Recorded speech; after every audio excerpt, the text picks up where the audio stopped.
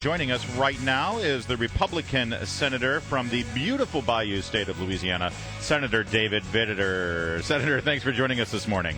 Hey, Larry and Brian, great to be with you. Senator, I want you to listen to a brief moment yesterday. This was at a House testimony. This is CMS Deputy Chief Information Officer Henry Chow talking about the status of healthcare.gov. I mean, what do we need to build? 50%, 40%, 30%?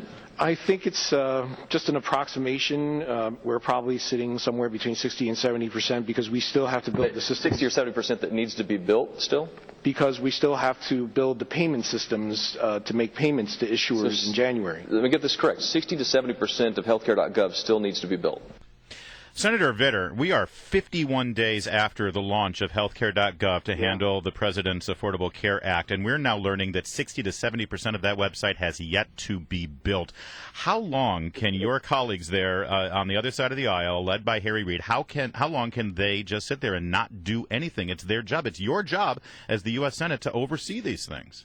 Yeah, it's unbelievable. It's like saying 6 days after a launch of a space shuttle, we're on the way to building the landing equipment. Yes. It's just unbelievable, and every day seems to unfortunately be a new horror story for the American people. But to focus this, I mean, we're seeing action from the House, the People's House, the House of Representatives. They're doing stuff. They're trying to move things along, either to delay or fix or anything. Right. What's the Senate doing? Harry Reid is trying to block anything substantial from moving forward. That's what the Senate's doing. He controls the floor, and he's trying to block anything substantial. So he's going to try to, depend on these deflections from the president, these announcements. He's putting his loyalty to President Obama and politics before the American people and their health insurance. Yeah, unfortunately, that's not a breaking headline, but yes. All right, so I'm looking here at some statements made by Kathleen Sebelius even yesterday. She says that the website is a work of constant improvement. And she goes on to say that, there will be periodic spikes and glitches, whatever. That's a direct quote.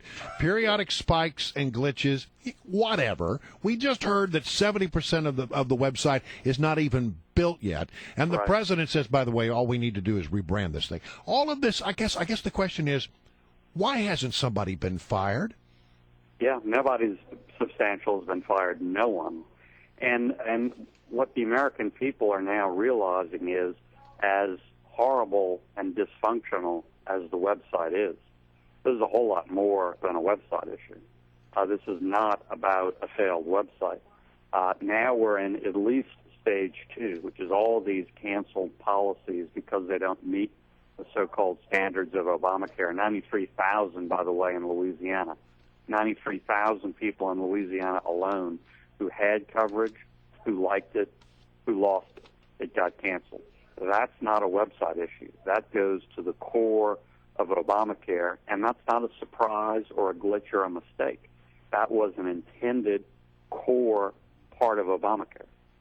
And it's sort of lost on people that because we have a 1-year moratorium on the implementation of the employer mandate, that when that drops, we're going to go through this whole thing again. Oh, absolutely. I think that's going to be a further stage. You're going to have a whole nother wave of cancellations based on employers getting out of the healthcare business and just telling their employees, look, go to the exchange, because it is far, far cheaper for employers to do that. Now, not every employer will make that decision based on the pure dollar comparison, but certainly that dollar comparison is very relevant. And again, by design, not by accident, not a glitch, by design, it is far cheaper for employers to drop their coverage and let employees go to the exchange.